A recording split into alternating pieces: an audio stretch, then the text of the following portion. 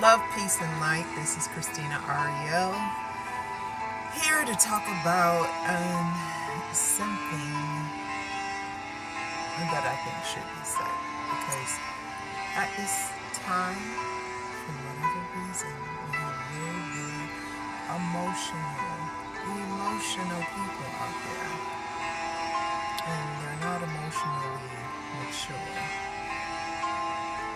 It's a bunch of people that can't take no for an answer and can't handle people switching their life around or changing up the game plan that seemed to work before and everybody thought everybody was happy with. And now they're doing other things. It's okay for people to outgrow other people. The problem is when people aren't being authentic and telling others the truth. When you think, oh, we're in a relationship, but you're carrying on more than one relationship with someone who thinks that you are all exclusive. It causes problems and it causes hurt feelings.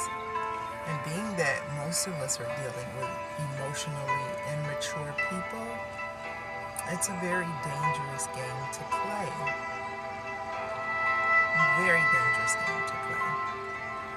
People can get hurt, not just their feelings, but bodily injury and harm. So,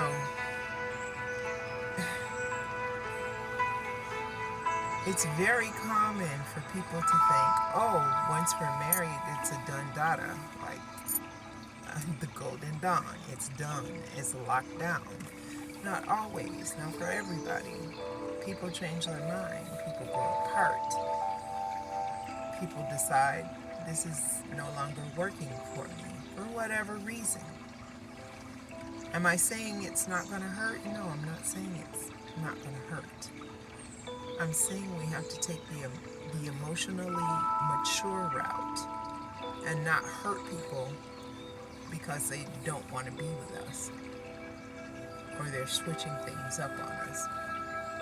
You were married and now all of a sudden you met some girl and now you want to be with that woman and not with your wife for however long.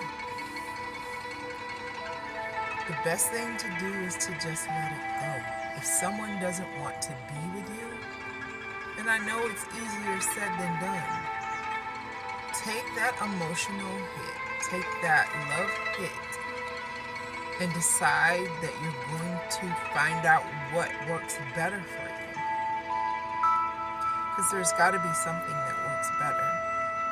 And we can say that, oh, everything was fine, and I didn't do anything wrong.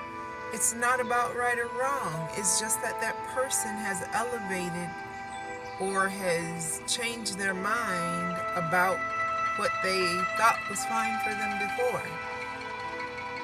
So now you're holding on tighter to something that maybe, perhaps was never meant for you. You're holding on to that. You're preventing yourself from healing and finding your total greatness. Sometimes we hold on to things and it was just a mediocre. We were only going to be at best something okay, right? And we hold on until finally we have to let go. But we stay stuck in this frozen state or this stagnant holding pattern, right? And we decide, oh, I'm going to just do a hate or smear campaign about how they mistreated me or what they did to me. What is it going to solve? Who is that going to be for? And I get it. It hurts. But the better thing to do, especially if there are children involved, just handle that stuff privately. because it can get even uglier, and then it makes it harder for everyone involved to heal. If you have a choice to cause more pain or heal, please choose the healing. You'll be amazed if you let go and start your healing process right away. Feed your mind with positive things. Do positive things that keep your mind occupied with, what do I really want in life? Who am I really? I've wasted so many years with this person. Obviously, they weren't, the things that we did together were not the things that person wanted. So now that person's moved on. What do I want now? Because you get to rewrite your book. You get to rewrite another book. Or at least, at the very least, a new chapter. So, instead of feeling hurt, betrayed, and sticking on that holding pattern, and staying in that negative of how hurt you are, how betrayed you feel, all those negative emotions, think about what you could accomplish. What do you want to accomplish? How do you want to change or better yourself? How do you want to move on from this? How do you want to feel about, or how do you want to talk about this in a way that, is conducive to healing, right? Because there's a way to do it. And trust me, we've all been there. We've all been in relationships that didn't last, or,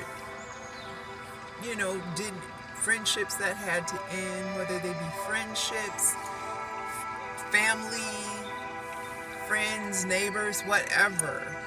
And we had to let go of them. People grow apart sometimes, and sometimes we have to move on, and sometimes we can't bring any past people into our future. It just depends.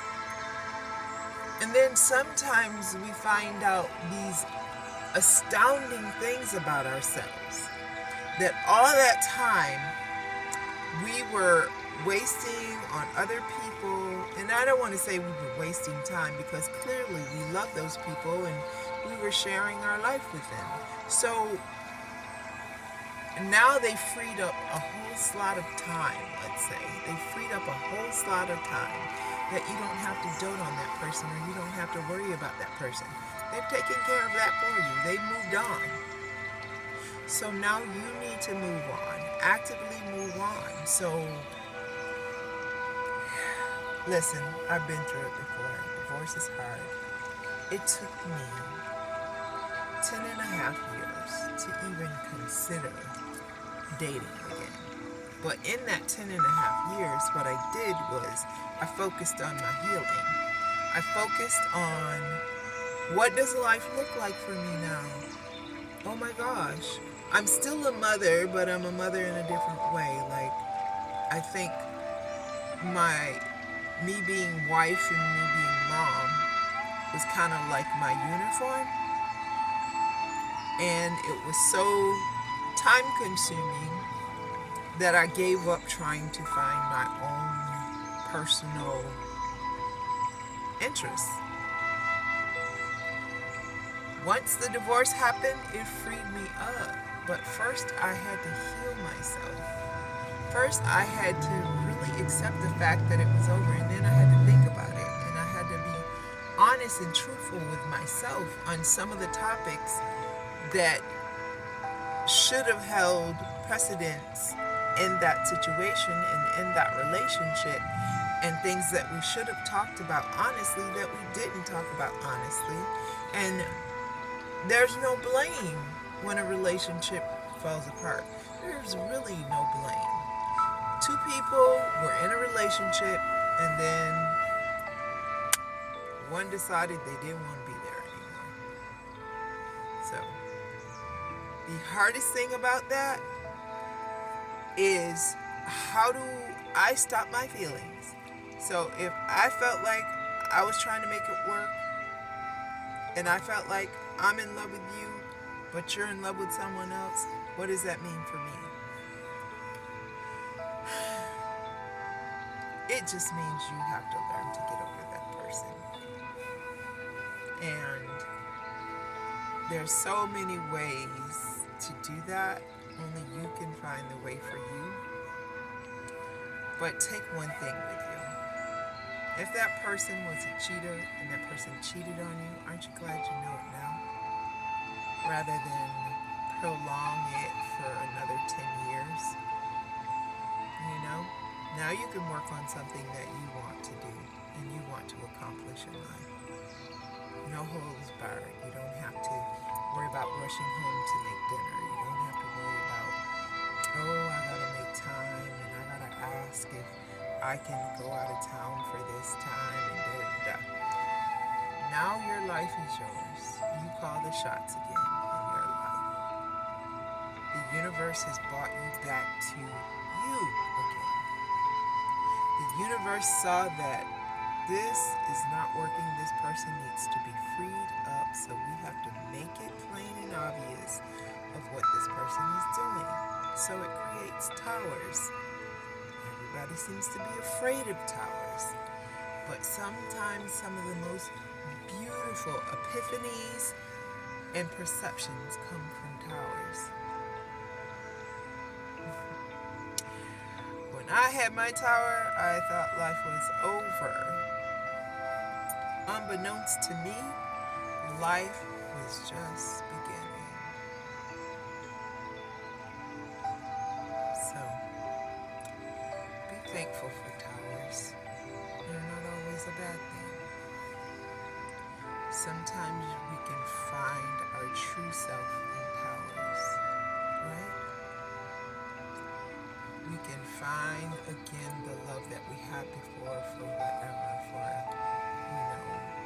designing, for writing, for color, for whatever, fashion design, for writing books and poems and hanging out with yourself and doing things that you love to do, rather being pigeonholed into some things that you may not find the most exciting and trying to get help around the house and people being in their own world. Now you're free to discover who you are. I mean, really who you are. Like, who you are at your very core, authentically. And you can discover how to reach whatever it is you're trying to reach, to create whatever it is you want to create in life.